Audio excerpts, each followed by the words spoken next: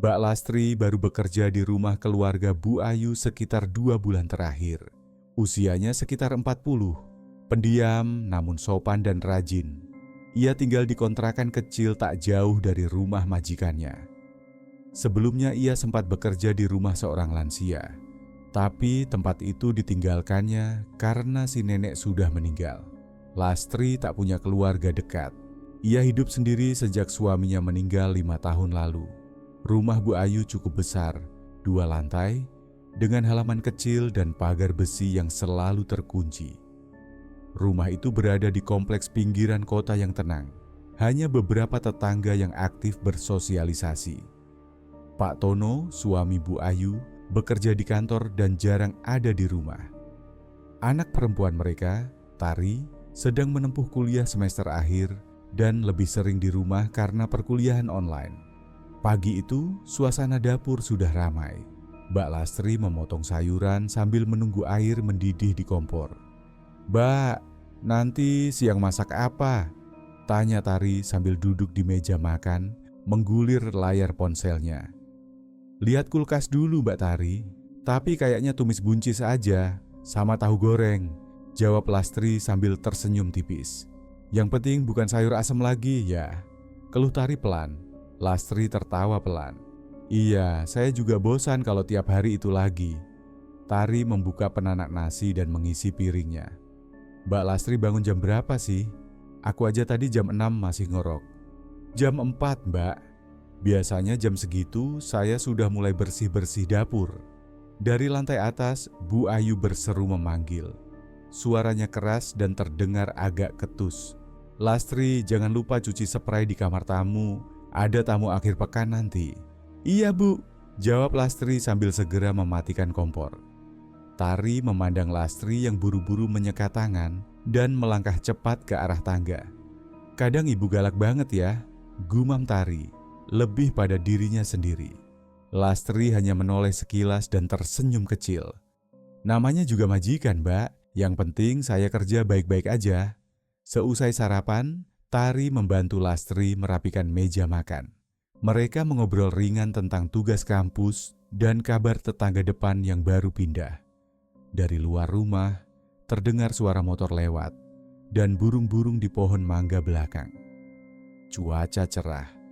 Rumah itu tampak biasa saja, seperti rumah kebanyakan. Namun sejak kedatangan Mbak Lastri, suasana rumah memang terasa lebih bersih, lebih terurus. Hanya saja, hubungan Lastri dengan Bu Ayu tak pernah benar-benar dekat. Bu Ayu sering memberi perintah tanpa banyak basa-basi. Sebaliknya, Pak Tono lebih jarang bicara, tapi selalu mengangguk sopan kalau berpapasan. Hari itu berlalu seperti biasa. Tak ada yang aneh. Tak ada yang tahu bahwa kehidupan tenang di rumah itu perlahan akan berubah. Bu Ayu dikenal sebagai sosok perfeksionis. Setiap barang di rumah harus berada di tempatnya. Ia tidak terlalu dekat dengan siapapun kecuali suaminya. Bahkan dengan anak sendiri, ia lebih sering memberi instruksi ketimbang obrolan hangat. Kalung emasnya adalah hadiah pernikahan dari orang tuanya, dan ia sangat menjaganya. Kalung itu disimpan dalam kotak kecil di laci lemari kamarnya. Sore itu, Bu Ayu membuka laci untuk mengambil kalung yang ingin dipakainya ke acara arisan akhir pekan. Kotaknya terbuka, kalungnya tidak ada. Ia mengecek ulang, membuka laci lainnya, bahkan mengangkat semua pakaian. Tidak ditemukan. "Lastri," panggilnya keras dari kamar. Lastri muncul dari dapur, tangan masih basah usai mencuci gelas. "Iya, Bu.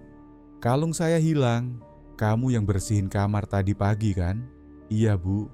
Saya cuma nyapu sama lap meja rias. Laci nggak saya buka." "Kamu yakin?" "Iya, Bu. Saya nggak pernah buka-buka barang Ibu." Wajah Bu Ayu menegang. "Cuma kamu yang keluar masuk kamar. Yang lain nggak pernah sentuh laci itu." Lastri menunduk. "Saya nggak ambil apa-apa, Bu. Sumpah, jangan bawa-bawa sumpah. Sekarang juga kamu kemas barang kamu. Keluar dari rumah ini." Lastri terpaku. "Bu, saya nggak nyolong. Saya bilang keluar." bentak Bu Ayu. Lastri melangkah ke kamarnya. Ia mengemasi baju dan beberapa barang dalam tas lusuh. Tidak ada yang membantu. Pak Tono sedang dinas luar kota. Tari menginap di rumah temannya untuk kerja kelompok.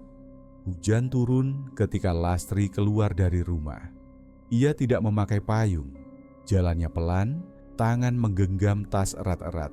Wajahnya basah, bukan hanya karena hujan. Ia tidak menoleh ke belakang. Gerbang ditutup lagi oleh Bu Ayu tanpa satupun kata perpisahan.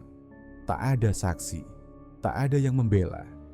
Malam itu rumah kembali sepi, tapi bukan lagi keheningan yang biasa.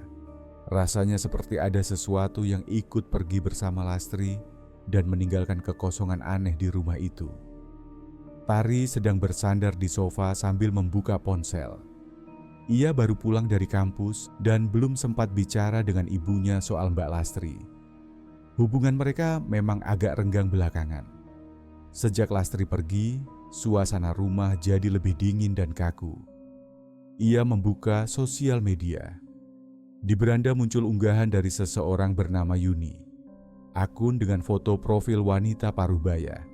Status itu disertai foto rumah kontrakan kecil. Teksnya membuat Tari membeku. Mbak Lastri ditemukan meninggal di dalam kontrakan tadi siang. Katanya serangan jantung. Belakangan memang dia sering mengeluh sesak napas dan gak mau makan. Kasihan, Tari membaca ulang. Jemarinya gemetar. Ia mengirim pesan melalui kolom komentar. Setelah beberapa menit, pesan dibalas. Iya mbak, saya tetangganya. Dia sendirian di dalam rumah waktu ditemukan. Kayaknya udah semingguan gak kerja, sakit-sakitan, kadang nangis sendiri. Tari tidak langsung membalas. Ia meletakkan ponsel di meja, lalu menatap ke arah dapur yang gelap. Bu Ayu duduk di ruang makan, membuka-buka majalah. Tari mendekat dan mencoba bicara. Bu, Mbak Lastri meninggal. Bu Ayu mengangkat alis. Meninggal kenapa? Katanya serangan jantung, di kontrakannya, sendirian. Bu Ayu diam sebentar, lalu hanya berkata, ya sudah. Gak usah dipikirin lagi, kita juga gak tahu dia punya penyakit apa. Tari menatap ibunya, tapi waktu itu ibu ngusir dia tanpa bukti. Bu Ayu meletakkan majalah. Kalau kamu mau bela dia, silakan. Tapi ibu gak mau ada pencuri di rumah ini. Tari tak membalas. Ia masuk ke kamarnya. Malam itu hujan turun sebentar. Udara terasa lembab.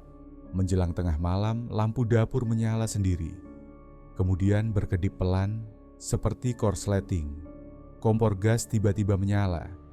Tidak ada yang berada di dapur. Tak ada tangan yang memutar tombol. Pak Tono yang baru pulang malam itu mendengar suara dari dapur. Ia berjalan ke sana, melihat kompor menyala dengan api kecil. Lampu berkedip pelan, tidak ada siapa-siapa. Ia mematikan kompor, lalu menoleh ke arah jendela. Tirai bergoyang sedikit. Mungkin karena angin.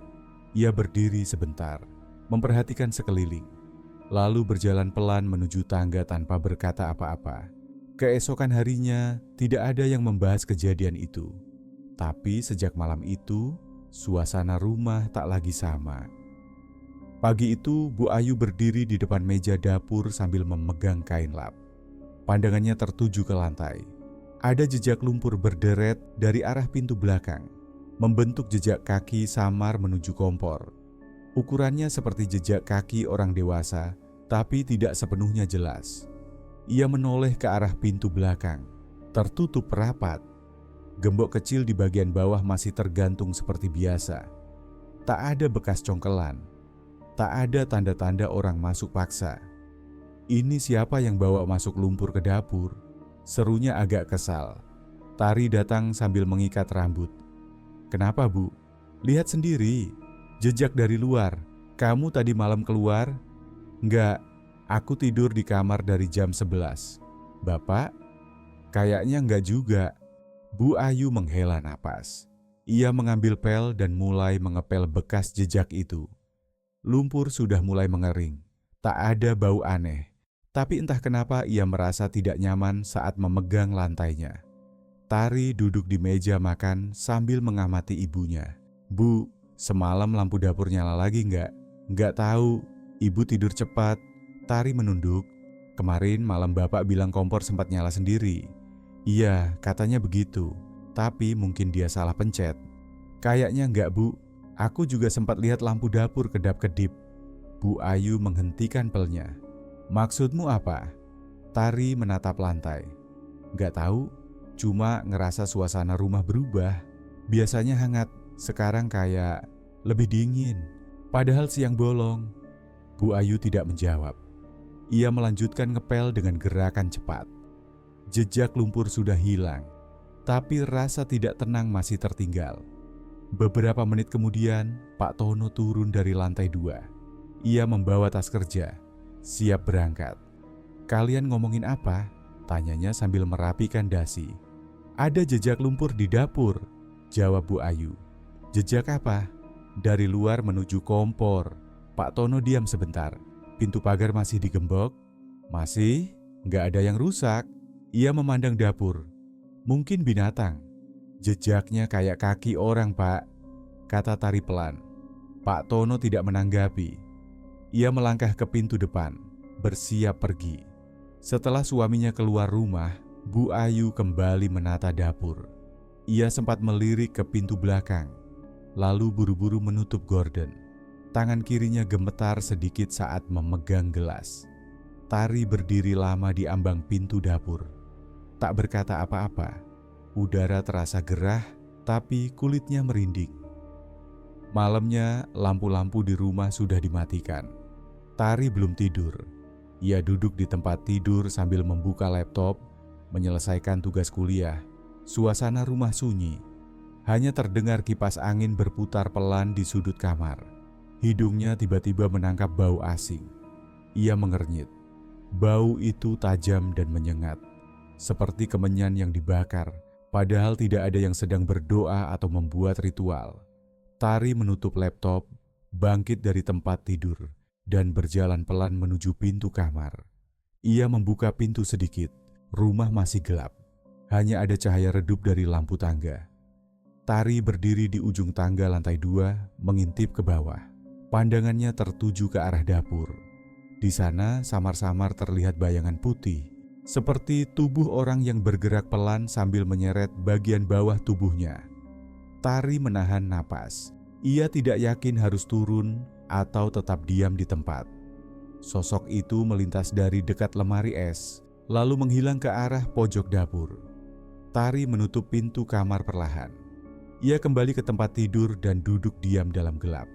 Pagi harinya, ia duduk di meja makan bersama Bu Ayu. Sarapan sudah disiapkan. Tidak ada pembantu. Semuanya dikerjakan Bu Ayu sendiri sejak Lastri pergi. "Ibu semalam nyium bau kemenyan?" tanya Tari sambil mengaduk teh. "Enggak." "Emangnya kenapa?" "Aku semalam nyium bau itu dari kamar. Terus aku lihat ke bawah, ada bayangan aneh." Bu Ayu berhenti mengunyah. "Bayangan apa?" "Putih, geraknya pelan, kayak orang nyeret badan." "Mungkin halusinasi, kamu capek kuliah kali." "Aku nggak ngarang, Bu. Ini udah beberapa kali kejadian aneh di dapur." Bu Ayu menaruh sendok. "Jangan dibesar-besarkan, jangan sampai bapak kamu dengar, nanti malah panik sendiri." Tari tidak membalas. Ia tahu ibunya tidak akan percaya. Setelah makan, Bu Ayu masuk ke kamar. Tari tetap di meja makan. Matanya mengarah ke dapur. Tirai kecil di jendela bergoyang pelan. Tidak ada angin, jendela tertutup. Tari berdiri dan berjalan pelan ke dapur.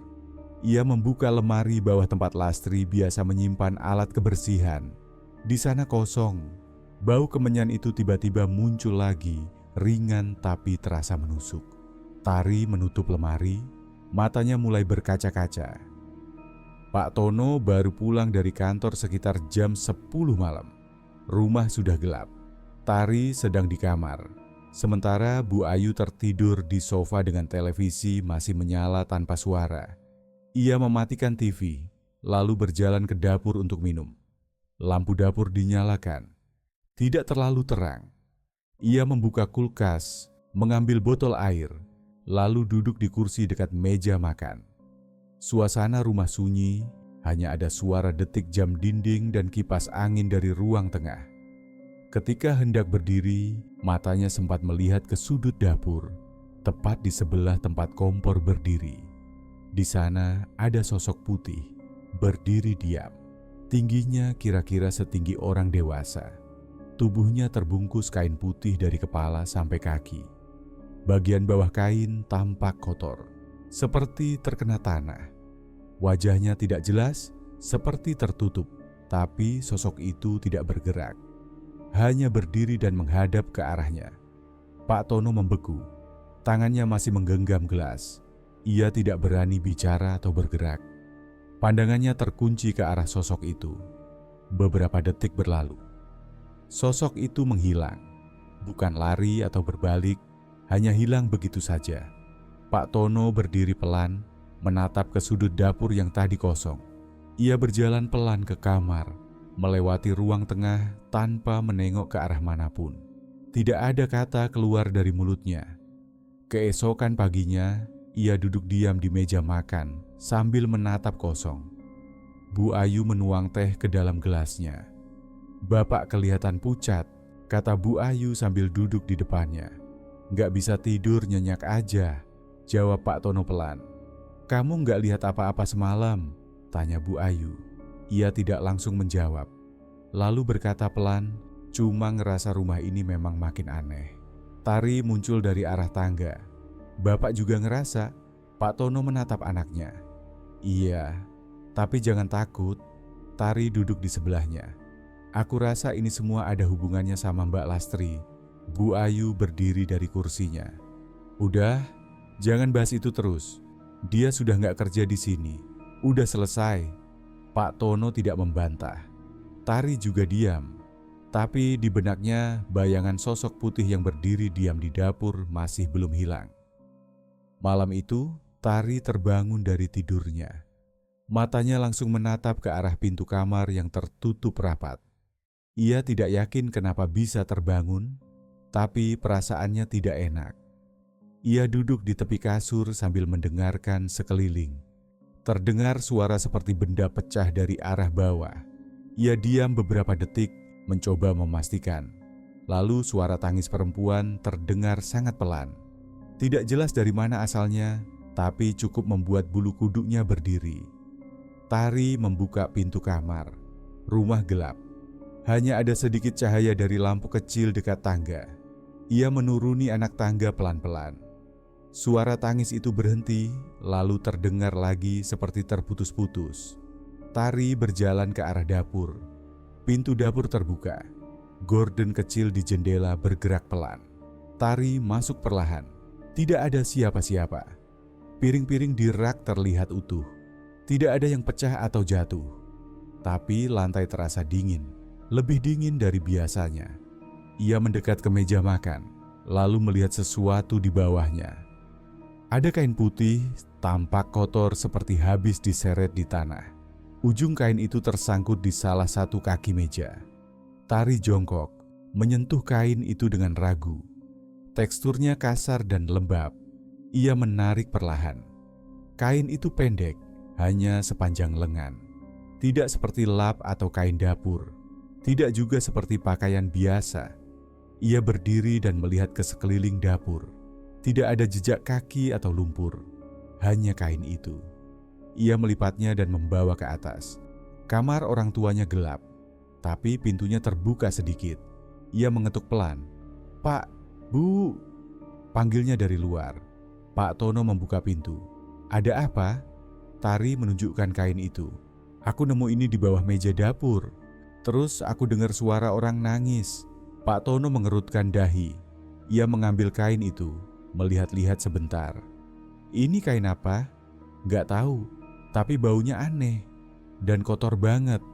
Bu Ayu ikut muncul dari balik pintu. "Mau kalian apain sih? Tiap malam ada aja yang dibahas." Tari menatap ibunya.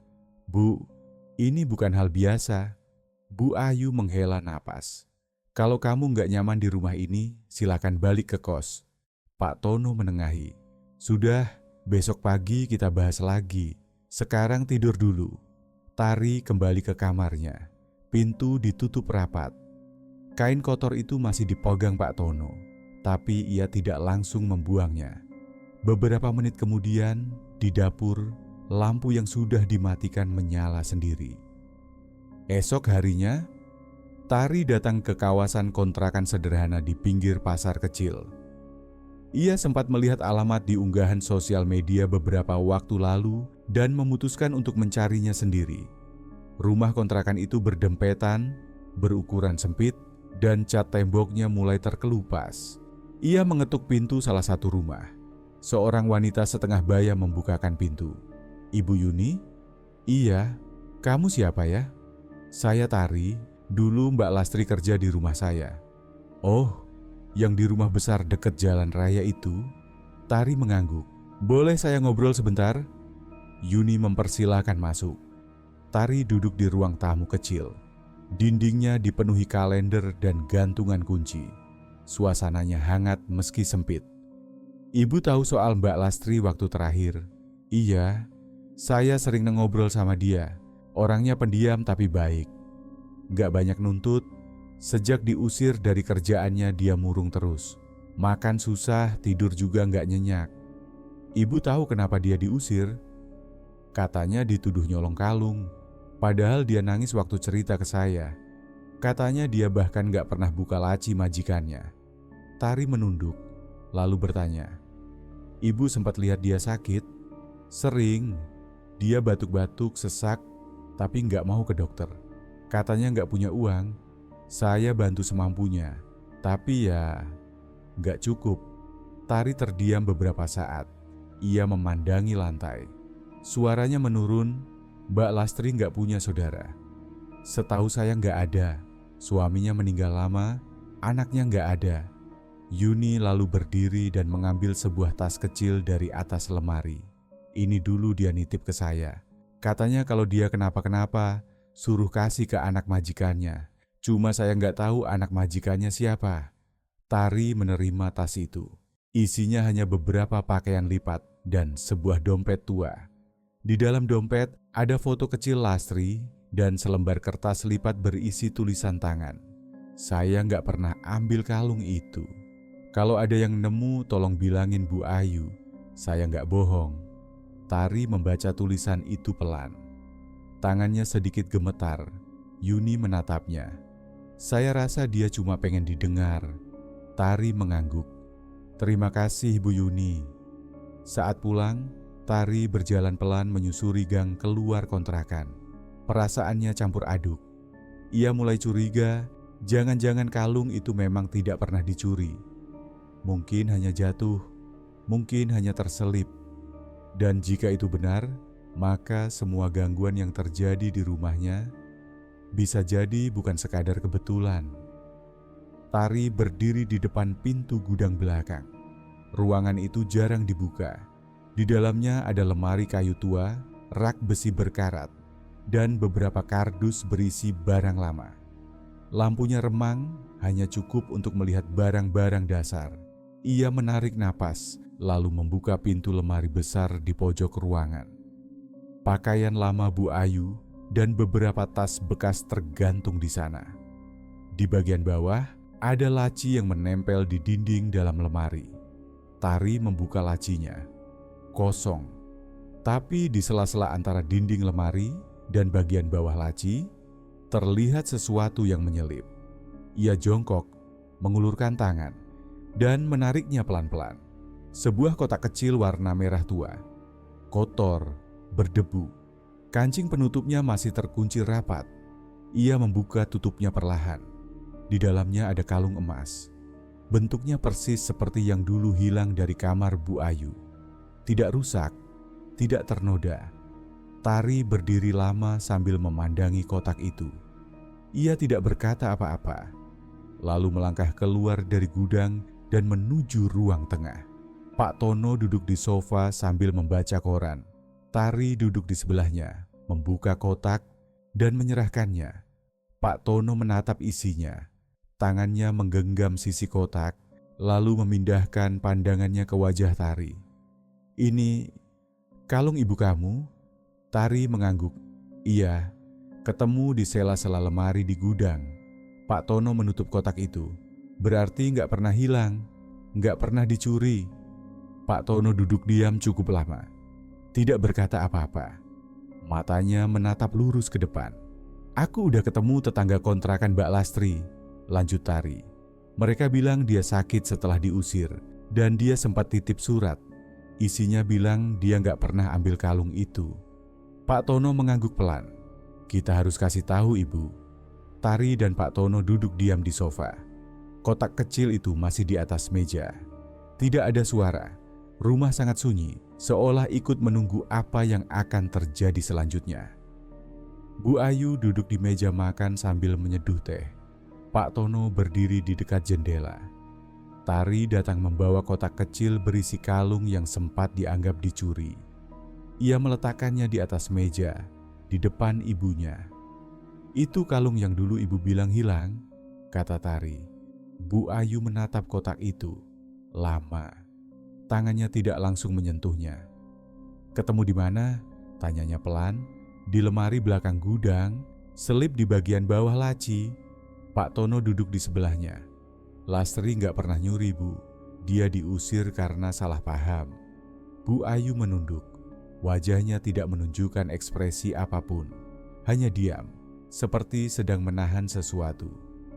Kita harus minta maaf, lanjut Pak Tono. Kalau kamu mau, malam ini kita bisa letakkan kalung ini di dapur. Bersama bunga. Baca doa, tunjukkan bahwa kita menyesal. Tari menatap ibunya. Ini bukan soal gengsi, Bu. Mbak Lastri udah nggak ada. Beberapa detik kemudian, Bu Ayu mengangguk pelan. Tidak berkata apa-apa. Menjelang malam, mereka bertiga menyiapkan bunga melati di mangkuk kecil. Kalung emas diletakkan di atas kain putih bersih. Semuanya diletakkan di atas meja dapur. Pak Tono memimpin membacakan doa. Tidak keras, hanya cukup untuk mereka bertiga dengar. Bu Ayu menunduk. Mulutnya ikut komat kamit. Tangannya menggenggam sisi meja, sedikit gemetar. Setelah selesai, mereka kembali ke kamar masing-masing. Lampu dapur dimatikan, rumah kembali gelap. Menjelang tengah malam, Bu Ayu terbangun. Ia tidak tahu kenapa. Rasanya seperti ada sesuatu yang membuatnya harus turun ke bawah. Ia membuka pintu kamar dan berjalan perlahan ke arah dapur. Di sana, ia berhenti di ambang pintu. Seseorang berdiri di samping meja, pocong, terbungkus kain putih kotor. Wajahnya pucat, penuh luka kecil di bagian dahi. Matanya kosong, tidak bergerak, hanya menatap lurus ke arah Bu Ayu. Bu Ayu tidak bisa bersuara. Nafasnya terhenti sejenak. Sosok itu tidak melakukan apa-apa, hanya berdiri. Lalu, perlahan-lahan tubuhnya memudar, menghilang begitu saja. Bu Ayu masih berdiri di tempatnya, mulutnya terbuka, tapi tidak ada kata yang keluar. Beberapa menit kemudian, Tari dan Pak Tono muncul dari belakang. Mereka melihat ibunya berdiri sendiri di depan dapur, tubuhnya kaku. Ibu lihat sesuatu? Tanya Tari. Bu Ayu mengangguk pelan. Dia datang. Dia cuma liatin aku, jawab Bu Ayu dengan suara sangat pelan. Bu Ayu duduk di ruang tamu, menunduk sambil memainkan ujung jarinya sendiri. Di sebelahnya, Pak Tono dan Tari sudah siap menunggu kedatangan seseorang. Tidak lama kemudian, terdengar suara salam dari luar. Ustaz Hasan datang mengenakan peci dan baju koko putih. Pria paruh baya itu dikenal sebagai tokoh agama di lingkungan mereka. Pak Tono mempersilakan masuk. Maaf ganggu malam-malam Ustaz, kata Pak Tono. Tidak apa-apa Pak, Tari sudah cerita sedikit soal kejadiannya. Ustaz Hasan duduk, lalu memandang Bu Ayu. Ibu yang paling sering bersinggungan langsung dengan almarhumah. Bu Ayu mengangguk pelan. Saya yang dulu mengusir dia. Dan sekarang merasa terganggu? Saya cuma merasa harus beresin semuanya. Ustaz Hasan mengangguk. Ia meminta izin untuk melihat beberapa sudut rumah. Ia sempat diam lama di depan dapur, lalu kembali ke ruang tamu. Saya akan bantu doakan. Tapi ingat, roh yang tidak diterima dengan ikhlas akan terus mencari penyelesaian. Doa saja tidak cukup, harus ada pengakuan dan penerimaan. Malam itu, mereka duduk bersama di ruang tengah. Ustadz Hasan membaca doa, memercikkan air ke sudut-sudut rumah. Setelah itu, ia berbicara pelan. Insya Allah, gangguan akan berkurang. Tapi kalau masih ada rasa bersalah yang belum selesai, itu juga akan terasa oleh ruh yang belum tenang. Pak Tono mengantar Ustadz Hasan sampai ke gerbang. Setelah itu, rumah kembali sunyi. Gangguan memang tidak sekuat sebelumnya. Tidak ada bau kemenyan, tidak ada lagi suara tangisan atau jejak lumpur. Namun 2 malam kemudian, Tari masuk ke dapur untuk mengambil air minum. Ia menyalakan lampu, lalu membuka lemari gelas di dekat cermin gantung. Sekilas, dari pantulan cermin itu, ia melihat seseorang berdiri di belakangnya. Sosok perempuan dengan wajah pucat dan kain putih kusut. Wajahnya adalah wajah Lastri. Tari berbalik cepat. Tidak ada siapa-siapa. Ia menatap cermin lagi. Kosong. Pantulan hanya menampilkan dirinya sendiri. Tari tidak menjerit. Ia hanya berdiri diam. Lalu berkata pelan ke arah cermin, "Kami sudah tahu kebenarannya. Maafkan kami." Ia menutup lemari lalu mematikan lampu dapur. Sosok itu memang tidak muncul lagi malam itu.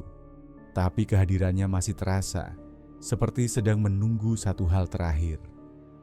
Bu Ayu tertidur di kamarnya lebih awal dari biasanya. Raut wajahnya terlihat lebih tenang dibanding malam-malam sebelumnya. Ia bermimpi. Dalam mimpinya, ia duduk di ruang makan rumahnya sendiri. Di seberangnya berdiri sosok Lastri, mengenakan baju daster lama yang biasa dipakainya saat masih bekerja. Wajah Lastri terlihat lelah, tapi ia tersenyum. Matanya berkaca-kaca. "Terima kasih, Bu." Suaranya terdengar jelas. "Saya cuma mau didengar." Bu Ayu mencoba menjawab, tapi tenggorokannya terasa berat. Ia hanya menatap Lastri yang kemudian menangis pelan, lalu perlahan berjalan menjauh dan menghilang. Bu Ayu terbangun beberapa saat kemudian. Nafasnya sedikit berat, tapi tidak ada rasa takut. Ia hanya duduk di tempat tidur, lalu menatap jendela yang tertutup. Tidak ada suara, tidak ada angin, tapi dadanya terasa lega. Keesokan paginya, Tari bangun lebih awal dari biasanya. Ia berjalan ke dapur dan menyalakan lampu. Udara di ruangan itu terasa berbeda. Tidak ada bau apapun, tidak ada suara aneh, tidak ada pantulan atau bayangan di cermin. Ia membuat teh dan duduk sebentar. Sinar matahari masuk dari selatirai jendela. Dapur yang selama ini terasa dingin dan sunyi, kini terasa hangat dan biasa saja. Pak Tono turun dari tangga dan duduk di meja makan. "Gimana rasanya pagi ini?" tanyanya. "Tenang, Pak, nggak kayak biasanya," jawab Tari. Beberapa menit kemudian, Bu Ayu muncul dari kamar. Ia masih mengenakan daster dan tampak rapi. Wajahnya tenang. "Aku mimpi ketemu Lastri," katanya sambil duduk. Pak Tono menatapnya. Lalu, dia cuma bilang terima kasih. Tari bangkit dari kursinya dan berjalan ke kamarnya. Ia mengambil bingkai kecil berisi foto lama. Lastri saat masih muda, mengenakan seragam pembantu dan tersenyum lebar.